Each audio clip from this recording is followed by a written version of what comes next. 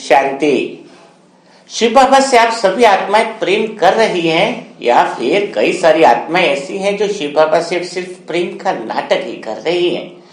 तो कौन ऐसी आत्माएं हैं जो शिव बाबा से प्रेम कर रही हैं और गहरे प्रेम में डूबी हुई हैं, और उसकी क्या निशानियां होंगी जिससे हमें ये पता चल सके कि हम आत्माएं क्या वास्तव में भगवान से प्रेम में डूबी हुई है या फिर खाली ऊपर ऊपर से तो नहीं है प्रेम।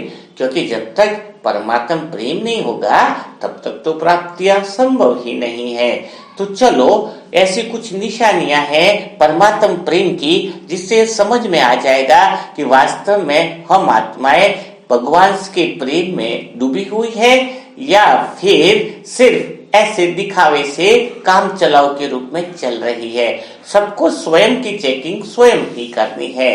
तो जो सबसे पहली निशानी है परमात्मा प्रेम की कि परमात्मा शिव से जिसको प्रेम होता है, परमात्मा प्रेम जिसका गहरा होता है, वह आत्मा कभी भी अमृत वेला मिस नहीं करेगी। यानी जो आत्माएं अमृत वेला करने में बहाने बनाते हैं और दिल से उठ भी जाते हैं अमृत वेला, लेकिन दिल से बैठते नहीं है इसका अर्थ क्या है? प्रेम है ही नहीं। अगर प्रेम होता ना तो उसको उठते ही सबसे पहले परमात्मा की ऐसी लगन लगती, उसको घड़ी याद नहीं आएगी, उठते ही पहले बाबा याद आएगा। आप अपने आप से पूछो कि जैसे पहली आंख खुलती है तो क्या आपको घड़ी याद आती है कि कितना टाइम हुआ, या फिर भगवान याद आता है? और भगवान जब सुबह उनका टाइम दिया हुआ है कि मैं सुबह वरदान देने आता हूँ, शक्तियां देने का जो समय है वो मेरा अमृत वेले के अंदर ही है। तो चाहे हम कितना भी ज्ञान धारण कर ले, कितनी भी सेवाएं कर ले, लेकिन वो आत्माएं कभी भी उनके जो कहते हैं ना कि ओरिजिनल जो संस्कार होने चाहिए वो संस्कार कभी इमर्ज ही नहीं हो पाएंगे। वो दिन भर बोलते रहेंगे कि हम बाबा के ही तो हैं, बाबा बाबा ही तो करते रहते हैं, लेकिन उनके मन में वह शक्ति कभी जमा नहीं हो पाएगी। क्योंकि जब तक शक्ति जमा नहीं होगी, आत्मबल जमा नहीं होगा, तब तक वो संस्कार बदल ही नहीं सकते हैं। जैसे कोई शराबी शराब पी रहा है लेकिन उसको शराब अगर छोड़नी है, उसको पता है कि शराब बेकार चीज है और वो छोड़ना भी चाहता है, लेकिन उसके अंदर आत्मिक इतनी शक्ति ही नहीं है कि वो शराब को छोड़ पाए। यानी ऐसे ही कई सारी जो ब्राह्मण आत्माएं हैं सब जानती हैं कि यह सही है, यह गलत है, या संगम युग का अंतिम समय है, लेकिन वो आदतों को बदल नहीं पाती है, पुराने संस्कारों को छोड़ नहीं पाती। कारण यही है कि भगवान से सच्चा प्रेम है ही नहीं, वही डुप्लीकेट प्रेम से काम चल रहा है। अगर सच्चा प्रेम होगा ना तो रात को 12 बजे भी भले क्यों न सोए, 2 बजे तो उठ ही जाएगा इंसान। 2 घंटा भी सोएगा तो उसकी नींद पूरी हो जाती है। मम्मा को जब पूछा गया कि 12 बजे तो तुम सोए और 2 बजे फिर से उठ गए, तो मम्मा ने कहा कि कोई प्राइम मिनिस्टर के लिए, किसी वीआईपी के लिए, किसी नेता के लिए हम जब जग सकते हैं तो वो तो सोचो सबसे ऊंचे से ऊंचा भगवान है, क्या उसके लिए हम उठ नहीं सकते? कोई वीआईपी होता है उसके लिए उठ जाते हैं, उसके लिए समय देते हैं, तो सबसे बड़ा वीआईपी तो वही है ना। तो कहीं सेवाओं के चक्कर में ऐसा तो नहीं है कि सिर्फ सेवा ही अच्छी लग रही है, लेकिन सेवा से आपका आत्मिक स्थिति नहीं बनेगी। सच्चा प्रेम परमात्मा से अगर है तो उसको याद करना नहीं पड़ेगा, उसकी याद आती जाएगी, क्योंकि वो आत्मा सिर्फ निमित्त समझ के ही काम कर पाती है ना। तो सबसे पहली जो निशानी है परमात्मा प्रेम की, जो गहरी निशानी है, वह है अमृत वेला, है ना। उसका पक्का होगा, अपने आप से पूछो और चेक करो। दूसरी जो है भगवान से जो प्रेम करने वाली आत्माएं है ना, वो कभी भी अंतर्मन से जब भी योग करने की मौका मिलता है, कभी योग भट्टियों का मौका मिलता है, या उसका ज्यादा समय यही रहेगा कि अगर योग करने का समय मिल रहा है और योग के लिए सेंटर में कहीं पर भी बोला जा रहा है तो वो योग में अधिक से अधिक पार्टिसिपेट करेगा। वो योग के समय बहाने नहीं बनाएगा, उसकी अंदर से इच्छा होगी कि संगठन में जो वायुमंडल में और योग करने का मुझे मौका मिल रहा है तो कितनी अच्छी बात है, क्योंकि संगठन में तो और आत्मा जो है वो परमात्मा प्रेम में और आसानी से डूब जाती है, क्योंकि वायुमंडल भी तो ऐसा बना हुआ रहता है ना, वायुमंडल की भी मदद रहती है। यानी उसकी योग के अंदर गहरी रुचि होगी, यानी उसको लगेगा कि मैं क्या कुछ कर दूं, क्या कुछ नया करवाना चाह रहा है परमात्मा, मैं कुछ नया अनुभव कर लूं। यानी वो हमेशा ठहरा हुआ नहीं रहेगा, वो हमेशा आगे बढ़ता रहेगा। योग की गहरी अनुभूतियों के अंदर नई नई अनुभूतियां उसको सीखने की ललक लगी रहेगी कि अशरीरीपन क्या है, देहपान से परिस्थिति क्या है, परम धाम का अनुभव क्या है, मतलब उसको और वही अनुभव और वही योग की गहराइयों में जाने की एक इच्छा रहेगी। तो जो परमात्मा प्रेम है ना, जो जिसका परमात्मा से प्रेम है, तो हमेशा आत्मा यही सोचेगी कि मैं आत्मा कैसे परमात्मा के लव में लवलीन हो जाऊं। तीसरी जो निशानी है वह यह है, परमात्मा प्रेम में जो डूबी हुई आत्मा रहती है वो कभी ये नहीं कहेंगी कि मैं योग में क्या बातें करनी चाहिए भगवान के साथ, है ना। अरे जो मन का मीत है ना, जो साजन है ना, कहते हैं ना बातें तो शुरुआत में होती है ना। आपने देखा होगा प्रेमी और प्रेमिका में शुरुआत में बातें होती है, लेकिन जब प्रेम इतना गहरा हो जाता है तो वो इशारों से ही समझ जाते हैं। अगर प्रेम गहरा है तो वो ये समझ जाते हैं कि वो क्या कहना चाह रहे हैं, मैं क्या कहना चाह रहा हूँ, यानी इशारों इशारों में बात होती है। वैसे ही जब परमात्मा के साथ हमारा गहरा प्रेम होता है तो हमारी सोच भी वैसी हो जाती है जो सोच बाबा की है। यानी मेरे मन का मीत मेरे जैसा हो गया, मैं मेरे साजन के जैसी हो गई, तो मैं आत्मा उसके जैसी, उसके प्यार में लवलीन हो गई। तो सोचो जरा कितना परम आनंद की अनुभूति है, कितना मजा आता है। बहुत परम आनंद जो है वो इसी लवलीन अवस्था में है। सिर्फ बस मैं बाबा को देखूं और बाबा मुझे देखे और हम दोनों एक दूसरे में खो जाए। यानी इतना गहरा प्रेम उसी का होगा जिसको भगवान के अलावा और कुछ सुनने की इच्छा न हो, भगवान के अलावा और कुछ देखने की इच्छा न हो, भगवान के अलावा और कुछ पाने की इच्छा न हो। क्योंकि भगवान को पा लिया तो सब कुछ पा लिया। भगवान को मिलने के बाद भी अगर कुछ पाने की इच्छा है, इसका मतलब परमात्मा प्रेम की अनुभूति नहीं की है। परमात्मा प्रेम की अनुभूति अगर कर ली होती तो तुम्हारी स्थिति संपन्न स्थिति हो जाती। यानी सोचो, जो परमात्मा इतने समय बाद मिला है, मीरा को तो खाली मूर्त से प्यार हो गया था, खाली मूर्ति देखी थी, है ना। मीरा को मूर्त से प्यार, राधा को सूरत से प्यार। तो देखो भक्त मीरा कितनी खाली मूर्त देखने पर इतनी परमात्मा प्रेम में डूब गई थी, और अभी तो साक्षात परमात्मा आया हुआ है। तो सोचो कि परमात्मा प्रेम का कितना गहरा अनुभव होना चाहिए।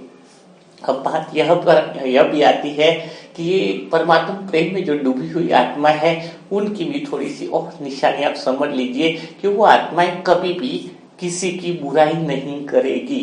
क्योंकि जो आत्माएं किसी का बुराई करती है, किसी की शिकायत करती है, वो आत्माएं भगवान के प्रेम में कभी डूब ही नहीं सकती। क्यों?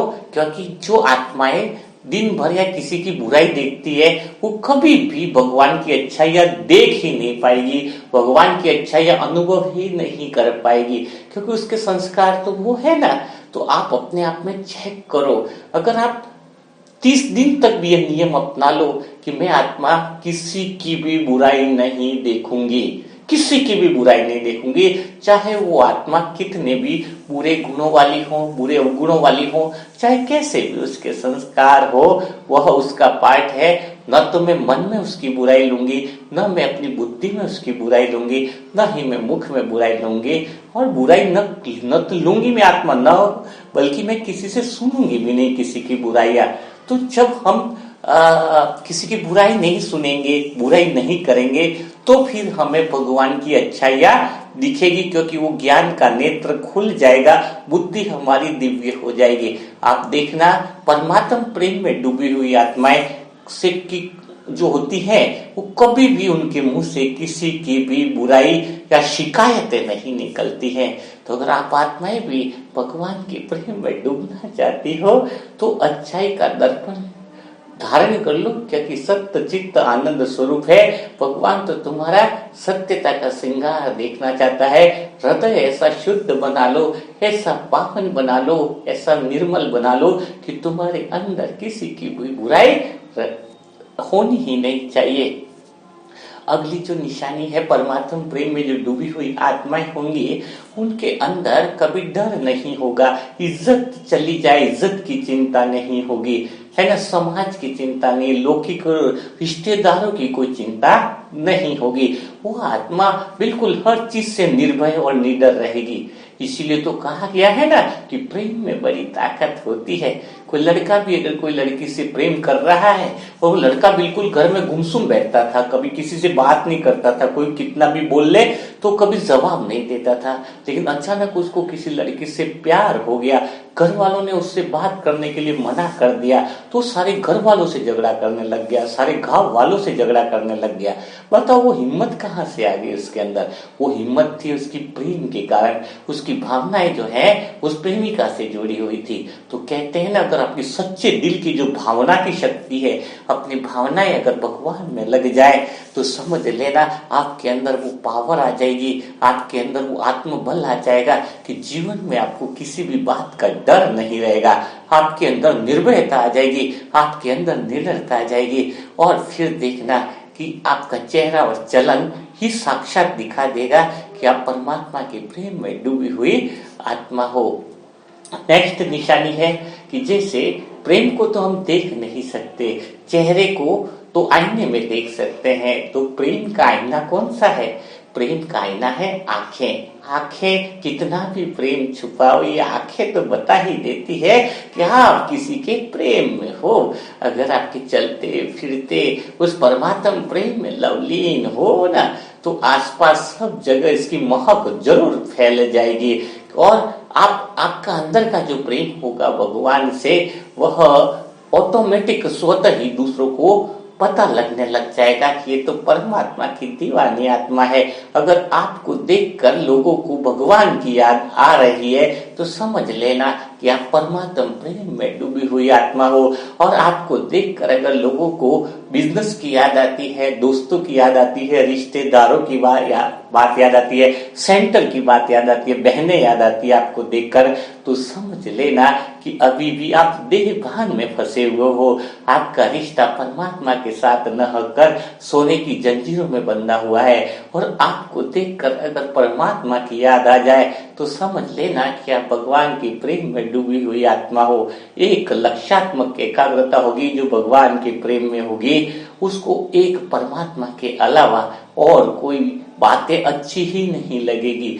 जहां भगवान की बात न हो वहां पर कोई भी रुकना पसंद नहीं करेगा। जैसे कहते हैं ना कि हनुमान जी जो थे, पूरी जब युद्ध जीत गए राम, तो जब हनुमान जी को सबसे श्रेष्ठ गिफ्ट पूरी प्रजा में श्री राम ने गले का सबसे कीमती हार हनुमान जी को दे दिया, सारी प्रजा भी देखती रह गई। लेकिन हनुमान जी वो हीरो का जो हार था उसको एक एक हीरे को टुकड़ा कर करके देख रहे थे। तो सभी लोगों ने कहा कि हनुमान जी पागल तो नहीं हो गए, क्योंकि इसको हीरे को तोड़ रहे हैं, सारी माला खराब कर रहे हैं। तो जब उनसे पूछा गया कि आपको इतनी अनमोल गिफ्ट दी है तो आप इसको तोड़ क्यों रहे हो, तो हनुमान जी ने कहा, अरे मैं तोड़ के देख रहा हूं कि मेरे प्रभु राम का फोटो इसमें कहीं है या नहीं, मेरे प्रभु का कोई चित्र इसमें है या नहीं। तो सोचो, जिस चीज में भगवान की याद न हो वो चीज चाहे करोड़ों की क्यों न हो, मेरे लिए वह पत्थर समान है।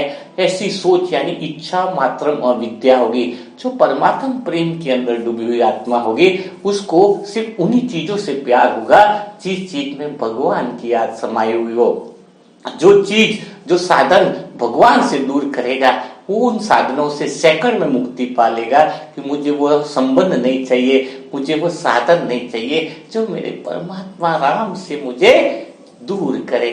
यानी ऐसी ललक उसके अंदर लगी रहेगी।